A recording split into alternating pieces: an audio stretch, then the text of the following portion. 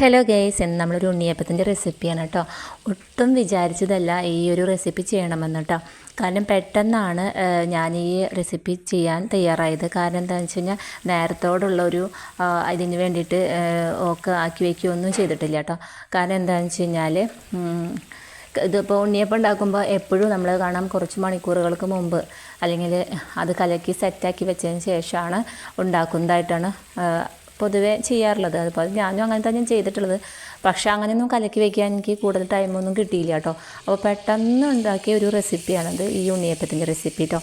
അപ്പോൾ വളരെ നന്നായിട്ടും പിന്നെ നമ്മൾ ഈ ഉണ്ണിയപ്പം തയ്യാറാക്കാൻ വേണ്ടിയിട്ട് ശർക്കര പാനി തയ്യാറാക്കേണ്ടതുണ്ട്. അതിന് ഞാൻ ശർക്കര ഇതിൽ മധുരത്തിന് ആവശ്യമുള്ള 4 ശർക്കര ഇട്ടിട്ട് ഞാൻ വെള്ളത്തിൽ അത് പാനിയാക്കി എടുത്തിട്ടുണ്ടായിരുന്നു കേട്ടോ. അപ്പോൾ അതൊന്നും ഞാൻ വീഡിയോ എടുത്തിട്ടില്ല, പെട്ടെന്ന് തയ്യാറാക്കിയതായ കാരണം കൊണ്ടേ. അപ്പോൾ ശർക്കര പാനി തയ്യാറാക്കി വെച്ചു. പിന്നെ ഈ മാവ് തയ്യാറാക്കിയത് 2 കപ്പ് അരിപ്പൊടി, 2 കപ്പ് മൈദ, 1 കപ്പ് ആട്ടാപ്പൊടി, അതായത് ഗോതമ്പ് പൊടി.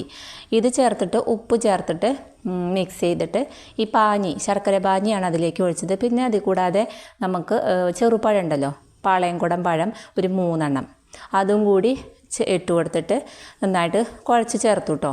പിന്നെ അതിലേക്ക് ഒരു നുള്ള് ഈസ്റ്റ് ഇട്ട് കൊടുത്തിട്ടുണ്ട്. ഇതെല്ലാം കൂടിയിട്ട് ഈ ശർക്കര പാനിയിലാണിത് ഞാൻ കലക്കിയെടുത്തത്. പിന്നെ കട്ട ഉടയാൻ വേണ്ടിയിട്ട് ഞാൻ മിക്സിയിലിട്ടിട്ടൊന്ന് കറക്കിയെടുത്തു കേട്ടോ.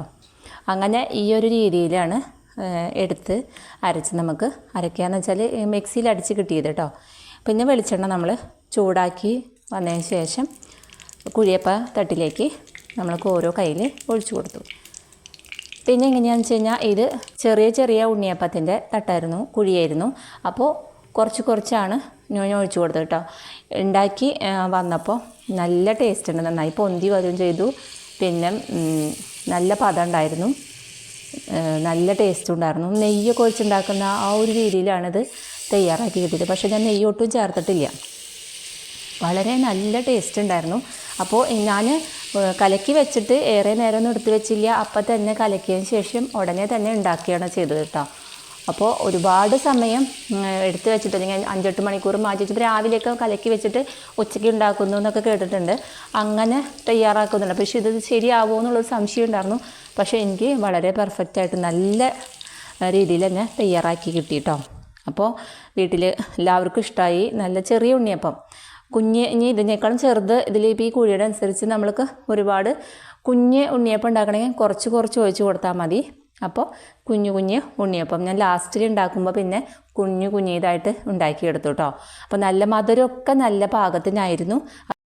ഈ ഒരു ഉണ്ണിയപ്പത്തിൻ്റെ റെസിപ്പി എന്ന് വെച്ച് കഴിഞ്ഞാൽ ഇത് ഏറെ നേരം എടുത്തു വയ്ക്കാതെ കലക്കിയ ഉടനെ തന്നെ ഉണ്ടാക്കിയ ഒരു ഉണ്ണിയപ്പത്തിൻ്റെ റെസിപ്പിയാണ് കേട്ടോ.